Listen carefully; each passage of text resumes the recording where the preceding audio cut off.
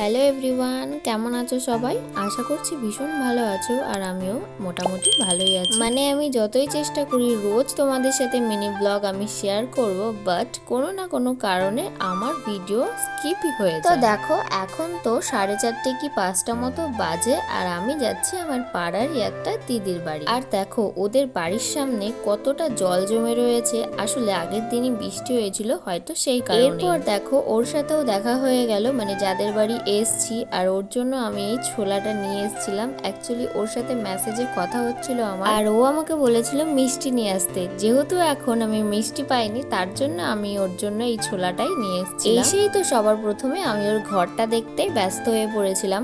আসলে এই ঘরটা না ও নিজে হাতে সাজিয়েছিল। নিজের হাতে নিজের ঘরটাকে সাজানোর ভাগ্য কয়জনই বা পায়, তাই না? আর সব থেকে বেশি যেটা আমার পছন্দ হয়েছিল, ও নিজের ঘরের দেয়ালে দেখো নিজেই আর্ট করেছে, আর এই আর্টগুলো কিন্তু ভীষণ সুন্দর হয়েছে। মেইনলি আমার যেটার জন্য ওদের বাড়িতে আসা, এই যে এই শাড়ি, ওর এই শাড়িটার সাথে দেখো সুন্দর একটা ব্লাউজও দিয়েছিল, যেটা পুরো অ্যাটাচ করা ছিল, ওর আলাদা করে বানাতে হয়। আসলে ওই শাড়িটা পরে না ও একটা ছবি দিয়েছিল আর আমার এত পছন্দ হয়েছিল, তার জন্য আমি ওর বাড়িতেই চলে এসেছি শাড়িটা দেখার জন্য। তারপর তো ও আবার আমার জন্য চা করেছিল, তার সাথে চানাচুর মুড়িও মেখে দিয়েছিল। চলো তাহলে আজকের ভিডিওটা এই পর্যন্তই থাক, বাই।